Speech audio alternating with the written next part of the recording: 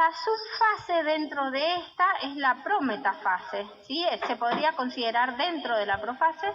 ¿Qué sucede acá? Los cromosomas que se estaban condensando se van a cortar y se engrosan, se termina de formar el uso mitótico y los microtúbulos se van a adherir al centrómero de los cromosomas, ¿sí? Si ustedes han visto alguna vez, la imagen de los cromosomas muchas veces se representa como una X, porque son las dos cromátides unidas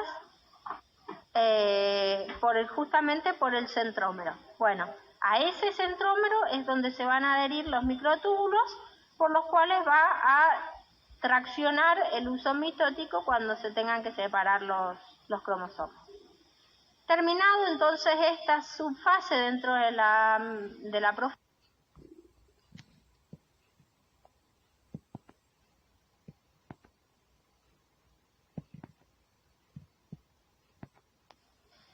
ahí está. Más o menos, si ustedes pueden ver, estas son las cromátides de un cromosoma y esta la hermana del mismo cromosoma, ¿sí? Entonces, en la metafase estaban alineados en el ecuador. Lo que va a suceder en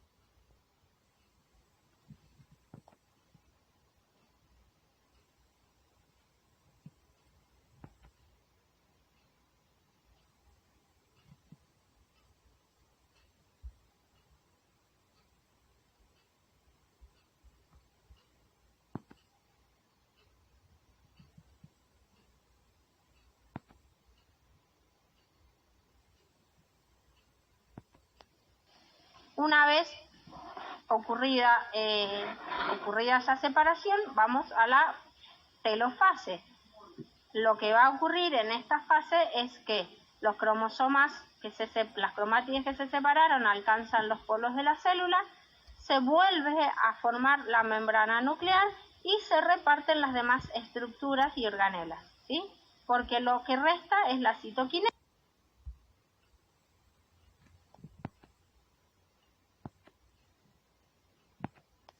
que sería la contracción de la membrana para poder dar lugar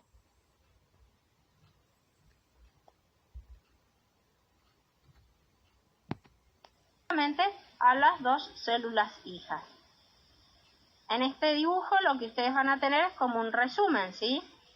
Ustedes en este momento, acá ven la figura de una célula número diploide, 2N significa número diploide de cromosomas, que va a comenzar este proceso, ¿sí? Fíjense, ahí los centríolos comienzan a desplazarse, a formar el uso mitótico.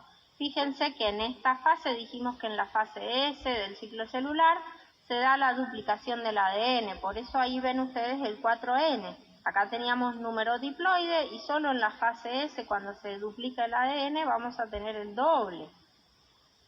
Cuando arranca la profase, entonces acá ustedes están viendo que se pierde la envoltura nuclear y se empieza a formar el uso mitótico. Luego acá en la metafase tenemos los cromosomas ubicados en el ecuador de la célula. En la anafase las cromátides son traccionadas y se separan cada una al polo opuesto. Y en la telofase y la citocinesis lo que se hace es contraer la membrana y separar. Vuelve a formarse la membrana nuclear y se separan las organelas, dando lugar entonces finalmente, esta era la célula madre y da lugar justamente a dos células hijas con la misma cantidad de cromosomas.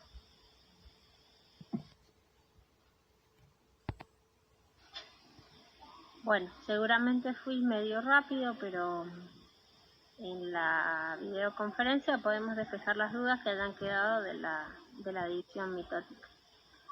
Ahora vamos a pasar a la otra forma. Dijimos que solo las células o los gametos sexuales, el espermatozoide y el óvulo, son aquellos que se van a dividir por meiosis.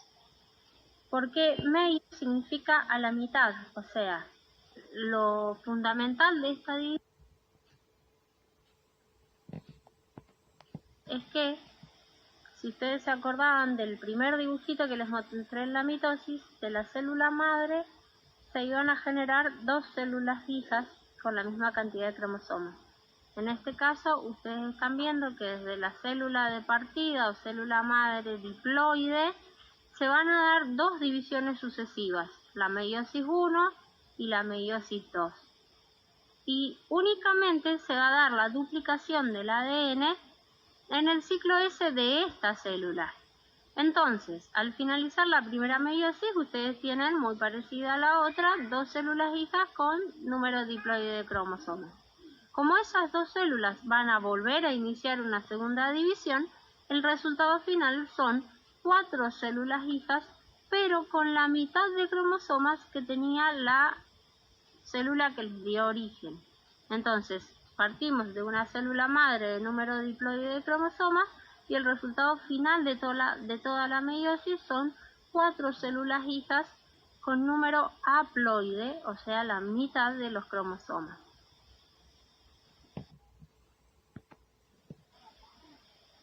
Bueno, esto ya se los dije, en los animales, o en nuestro caso en los humanos, se da justamente en las células que tienen que ver con la reproducción de la especie. Acá en esta diapositiva lo único que hago es, recordarles, ¿sí? A diferencia de la mitosis, entonces la meiosis, si bien de origen tiene una célula diploide, en el resultado final lo que tenemos es 4 células con la mitad con número haploide de cromosomas, ¿sí? Cada una de estas células hijas va a tener un solo miembro de cada par de cromosomas homólogos que estuvieron en la célula de origen. Ya lo vamos a ver tranquilos en el dibujo, no se preocupen si hasta acá no han entendido.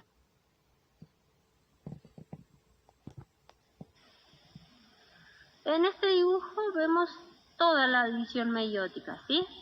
Acá tenemos, acuérdense, en la fase S del ciclo celular, la duplicación del ADN, ¿sí? Entonces, de esas dos hebras esquemáticas vamos a tener 4, ¿sí?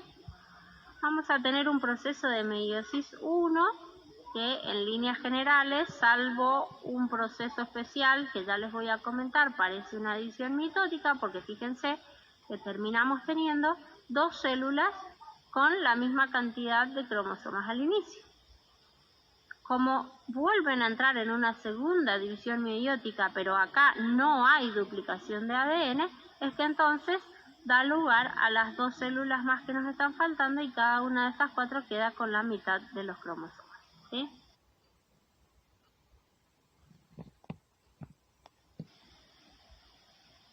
Ahora vamos a ir de a una. Vamos a repasar lo que dice en esta diapositiva. Al igual que la mitosis, la meiosis 1 inicia después de que en la fase S se hayan duplicado los cromosomas, ¿sí? Durante la meiosis 1, lo que se van a separar, y fíjense acá bien en el dibujo, porque esto es pregunta de examen cuando les pedimos que dibujen. En la meiosis 1, lo que se separan son cromosomas homólogos, ¿sí? Teníamos estos 2 cromosomas, y lo que se separan es uno hacia una célula, el otro hacia la otra. Eso es meiosis 1. ¿Cuál es la diferencia? Que en la meiosis 2, al quedar este cromosoma, lo que se separa es la cromátide, ¿sí? Las cromátides hermanas son las que se van a separar en la meiosis 2. Pero vamos a ir de a una fase por vez.